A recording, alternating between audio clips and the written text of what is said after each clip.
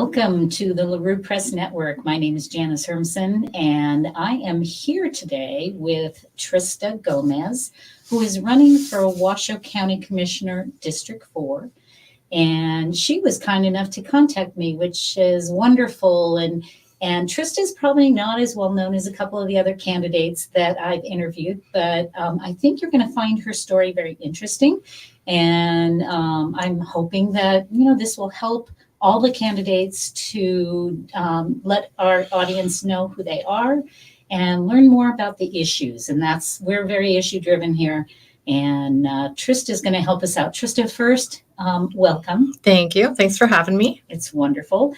And let us know a little bit about you, about how long you've been in Reno, kind of, and a little background about why would you decide to do something like this? Okay.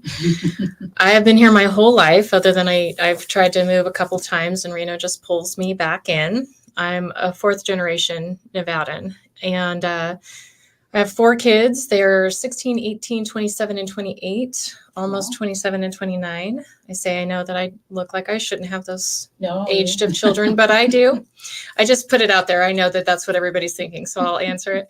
I come from just a, sort of a normal working class family. My mom's a truck driver. My dad's a grease monkey, we used to call him. And I went to college. I started actually going to college because I went to Post, the law enforcement academy. Oh.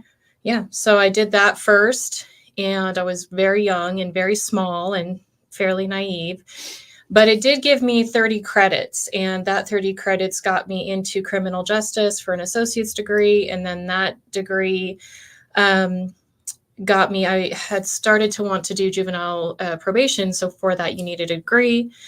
And I ended up doing a social work degree, and I didn't work in juvenile justice other than my internship. And so then I did social work after that, my degrees in social work. And so that's my education. Let's see. I'm married. Yeah. So from what you sent to me, you indicated that you kind of decided as a family that you wanted to be a stay-at-home mom. And then after you did that, then you decided to go into real estate. I did. My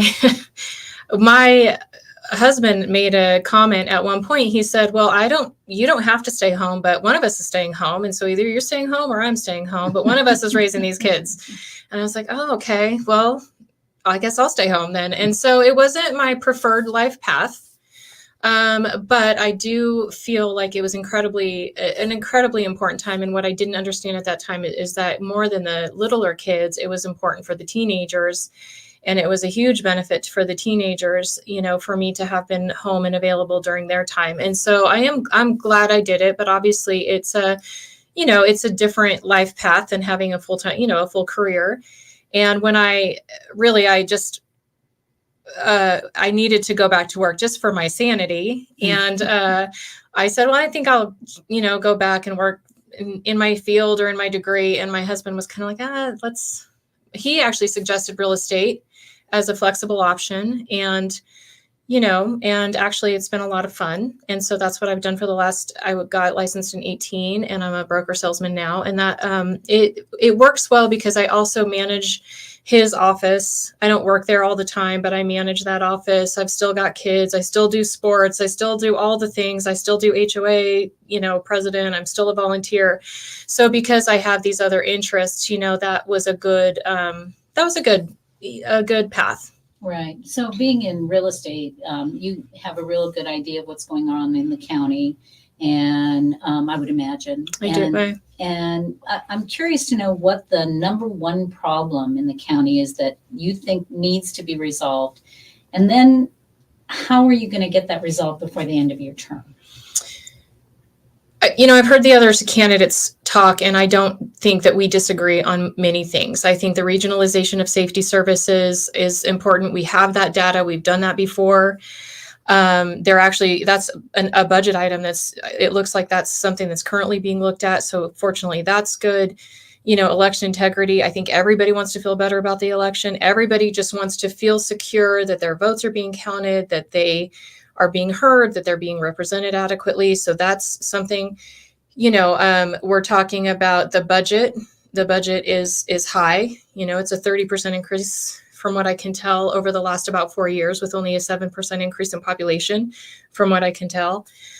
So these are common issues I think that all of us are concerned about. And really what I'm finding, and having worked in the government, or even looking through the federal politics, it's not really that people aren't agreeing on the issues. It's really more about what is the mechanism that's preventing these issues from being heard, from being voted on, from being debated. And though that is really something that is a lot of concern to me, as far as there's the mechanism for, I've listened to these commission meetings and people are very angry. People feel disenfranchised. People feel like they really aren't being heard. These are valid concerns. And, I said at one of the meetings, even if I was the commissioner and they came to me and they said, hey, this is my concern, and I would say, hey, that's a super valid concern. Obviously, that needs to be addressed. It comes down to the mechanism of, can it get onto the agenda? Will the chairperson put it onto the agenda?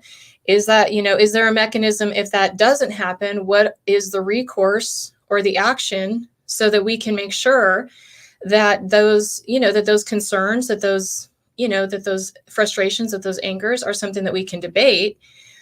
Do we have town hall meetings? Do we publicize those town hall meetings? How do we get people so that this, statistically high distrust in government is addressed? What avenues, what mechanisms, what tools do we have so that people who should be heard, are being heard? Would that be your number one concern to fix? Is that kind of where you're going with this? I think given the fact that the rest of everything is, we agree on it. And actually, I don't even know that it's something that just Republicans agree on it. I think everybody wants these sorts of things sorted out, And I think with that, when you're talking about why aren't these things getting fixed, these are valid concerns that, my number one concern as far as the actual issues is budget. Let's figure out the budget. Let's figure out why we're approving these salary increases. Let's figure out why the revenue is, why we're needing more revenue versus, the raise in population. Let's figure out if the developers can pay for infrastructure instead of residents. I mean, these budget issues, these are a huge concern for me. And I think once you start to look at the budget issues, some of the other issues almost a little bit take care of themselves. You can't, if you're on a strict budget, you're not going to inflate salaries, these kinds of things. And so there's some of this is just watching, paying attention, bringing these kinds of items up. If we're giving these kinds of raises to some of our county managers, or any of them, how is that going to affect the revenue needed? How is that going to affect the residents who obviously are struggling?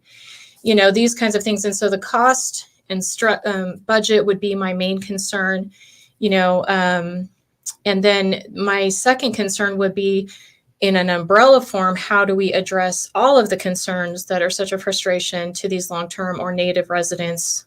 Okay, so let's address, you mentioned a lot to unpack there. Oh, sorry. No, it's good. It's okay, good. But you mentioned election integrity, and anybody who knows me knows it's something that's very close to me. Mm-hmm. But it's close to a lot of people. And as you mentioned, I think that is across the board. I don't think that that's a Republican issue. I think it's Democrat, Independent, it's everyone. Right.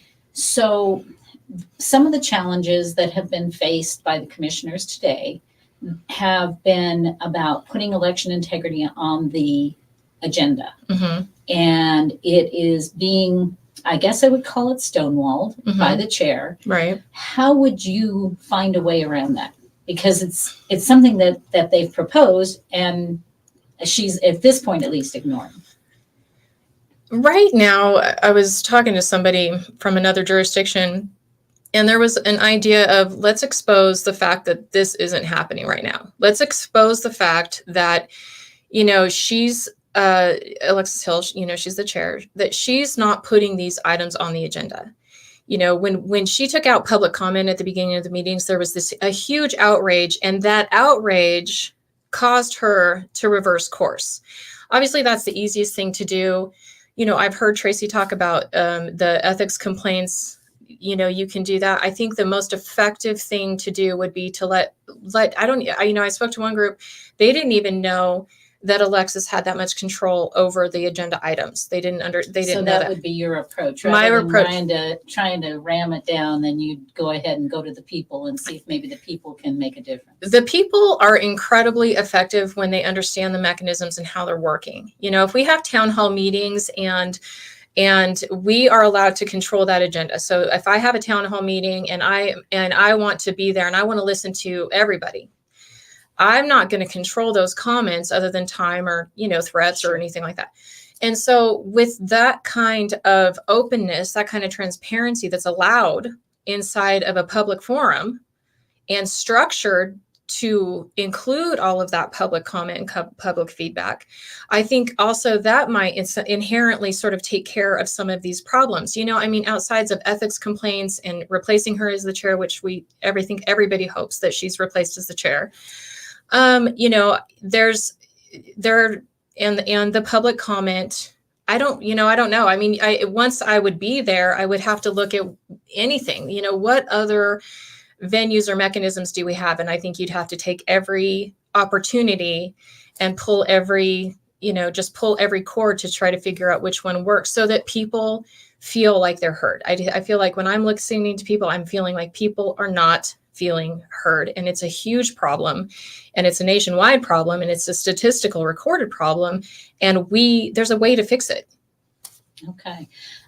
There are quite a number of overdose deaths, including fentanyl, that have been rising in the county.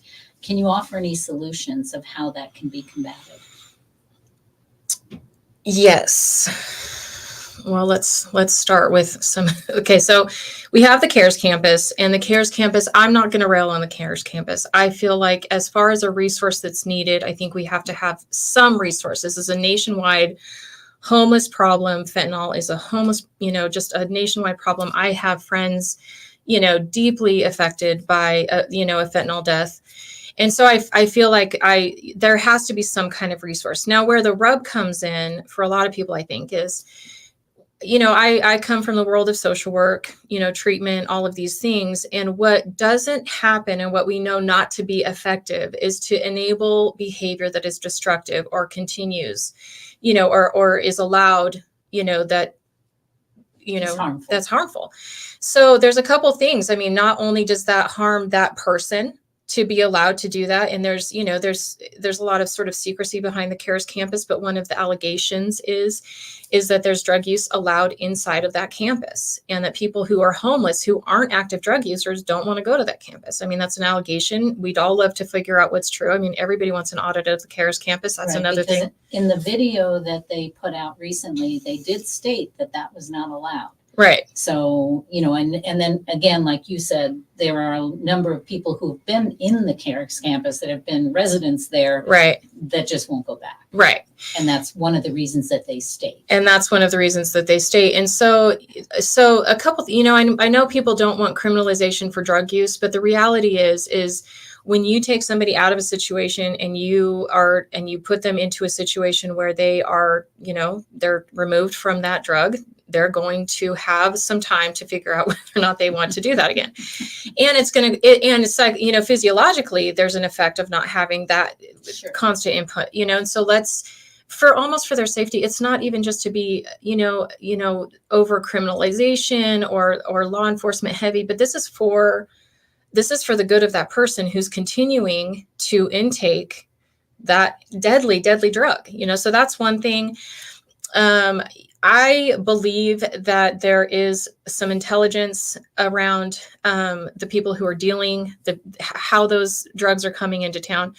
Let's really create a more responsive mechanism for law enforcement to address the intake of those, the fentanyl, right. Things like that. I think when you're looking at the more tangible resources, let's remove them. Let's create a law enforcement mechanism where we can deal with the dealing, and really throw some hard penalties at people who are coming into the community with those drugs. Okay, so all of this takes money. All of it takes money. Yes, it does. And the local county budget is pretty high and is exceeding 2 to 3 times that of other counties in the U.S. And you even mentioned the budget in your opening. What do you propose to do to be able to do the things that you're talking about? But at the same time, do you think we need to reduce the budget? If not, what would you do? Okay. I have spent a lot of time on the budget and just looking at the budget, looking at comparisons. And so all I can do is look at what is there, and those budget reports, they're 237 pages long. You're trying to kind of figure out what's what. As far as when you're looking, and I take it like a home budget, like if I'm in a home budget, I'm like, listen, I really need a garage door, but I also really need this burglar system because I'm now living it. My crime has gone up. The public safety, there's one thing I think that would not take a lot of money, and it's when you talk to law enforcement, some of the policies that would be the most helpful to them to make their job more effective, those have been, they've policy-wise, they've made some of that hard to do as far as law enforcement's concerned. So let's give them some power back. That doesn't take any money. Other than it's going to take some more, it might take some more money in the arrests and then jails. But let's give them some power back. I know law enforcement, and I'm not saying every one of them is good, but I think in general, they're good people. And so let's give them some power back to keep us safe. I want to be safe. I want my kids to be safe. My daughter was driving down 4th Street a couple of weeks ago, and it was night. She was driving back from her brother's house. And a homeless man, she was on 4th Street, came and tried to open her door. She's young. We have talked extensively about safety measures. She locked her door and she was like, I was at the red light. And I'm like, next time run the red light, and so we need to give police the ability to keep us safe. That's what they're there for. That's what they're trained for. We want them to do that. Right. And so that doesn't cost any money other than there's probably going to be an increase maybe in inmates in the jail, right? Sure. And then outside of that, I think we really have to take a critical look at personnel. Are we looking at, do we want to increase, clerical and administrative personnel? We know we're administrative heavy. Since I've been around, we've always been administrative heavy. The frontline workers are really the workers that we need. We need those people. They have a lot of input. They have a lot of knowledge, a lot of experience. Let's start to get them more involved in some of these policy making decisions. And then after that, really start to decide, do we want more clerical administrative? And then, or can we either pause that or cut it down a little bit and then put some more money and resources into, and when I say just not into, like, let's not just push money into public safety and just say for whatever, but let's give them put more money in, give them some more resources. And then in addition, let them do their jobs effectively based on research. But, we can look at other jurisdictions and compare those jurisdictions. Let's let them do that. And that would probably alleviate a lot of the problems, and they'd feel more invested. I feel like, if you're talking to somebody who's trying to do a job and they can't do that job because their hands are tied as far as policies are concerned, one of the things is they're going to feel more effective. They're going to be more effective if those policies aren't hand tying them. So from the standpoint of whether or not that means you're going to increase the budget or are you going to reduce the budget from some of these activities that you're talking about, which way do you think that's going to go? Because it sounds like you've really examined the budget, so you kind of know where that is. And I know you have no hard numbers to work. I have no hard, when you're looking at the budget, what happens is you're like, okay, this is the number I think that people are talking about, the CARES campus. The CARES campus was a huge amount of money at the beginning, and it was a huge amount of money. Right. And now we have to think, okay, like we keep putting more money into this resource. Do we need to do that? Or can we use this resource as it is? So can we do some of that? I don't know at this point with the amount of crime and, just things that there are. Maybe we can't reduce the budget, but what we can do is we can increase cost, we can increase fees for developers. We can increase fees for those kinds of things, which I do think would make a difference. That would be something that would be, I think, a more just and equal position as far as like they're contributing, they're making a huge profit off of those developments. Residents shouldn't be footing the bill.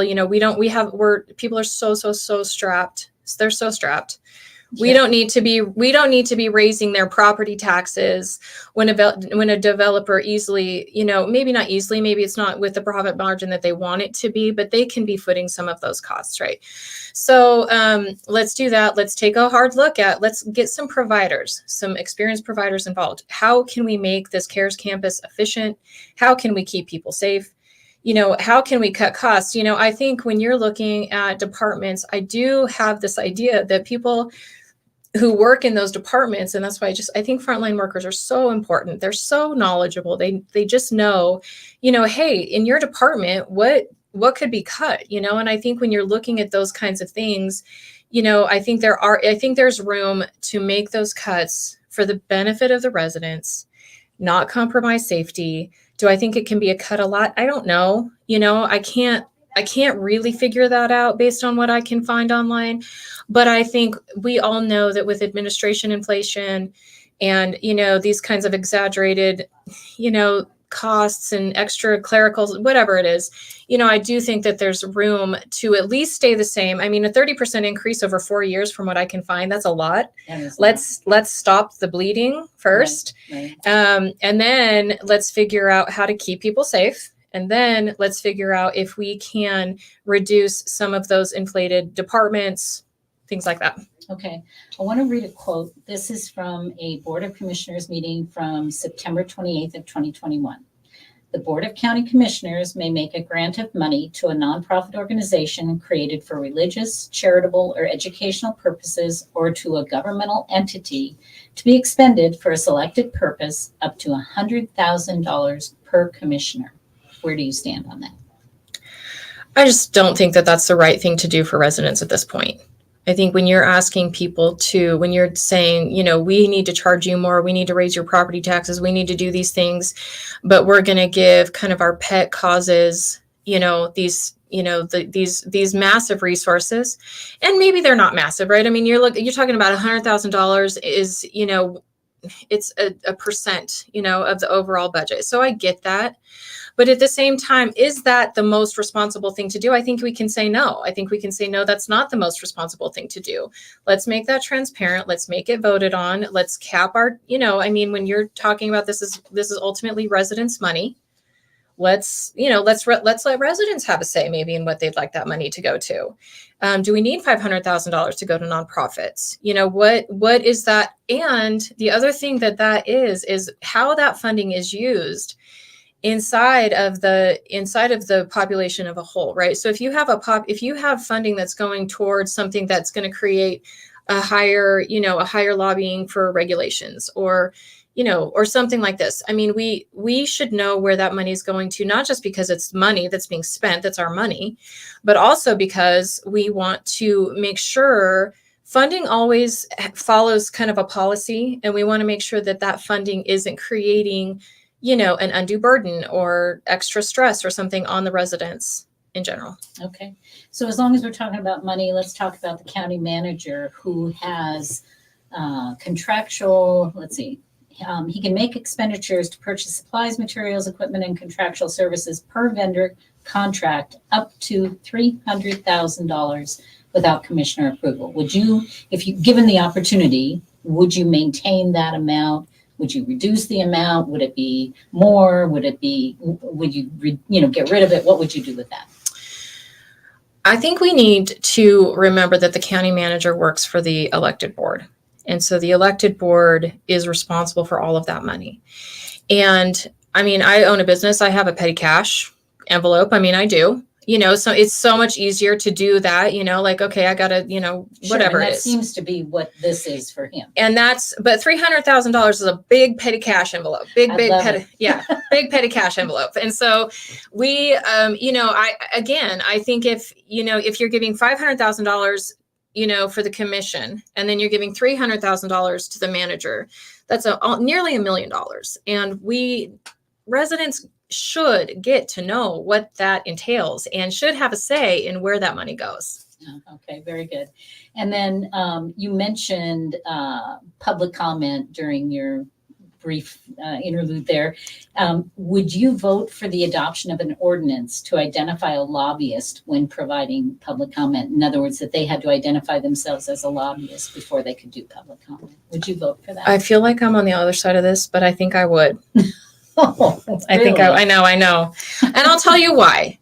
I have been in meetings. I went to when they were doing ESA funding long time ago, like I think in 2017, and I went to the state capitol and I spoke for ESA, which is Educational Savings Account funding. Parents should have a right to know, to have some education, say over their kids. And so I was in there, and I remember I had a great statement. I wrote it all out. I did a great job, I think. And then there was this other lobbyist who came in, and I didn't know he was a lobbyist. And, here's the thing about the lobbyists is they have a lot of resources. They have a lot of backing, and they, and ultimately they're highly trained. And so because of that, and because it really could impact, what they're saying really could impact the outcome of some of these decisions. And because they're being paid by somebody who's probably, on a side, maybe that we would want to know where that is. I don't know that it's a bad idea for them to have to identify themselves as lobbyists. Now, are there nuances to that? I've heard this issue come up a long time. I would love to know, why, but I can see where it would be beneficial for in the realm of transparency for all of the public to know that this is a trained, paid person, Okay, that's fair. Yeah. That's fair. So we only have a minute or two left, and I want to make sure that you tell people where they can find you and how they can get to know you more. Okay.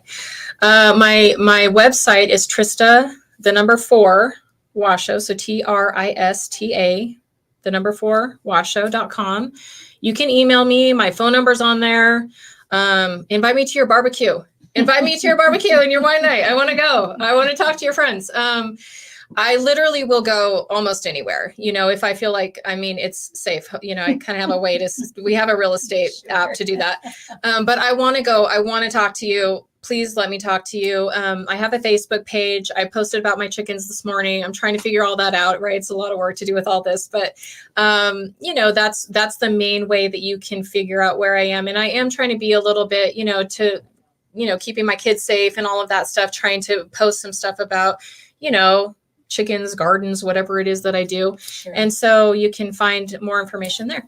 Okay, perfect. Yes. All right. Well, I really do appreciate you coming in. And you may or may not know, LaRue Network is fairly new. So we appreciate everybody that comes by and says hello. And, And I wish you the best. And I'm sure we'll see you on the trail. All right. Well, thank you so much for having me. Okay. Thanks so much.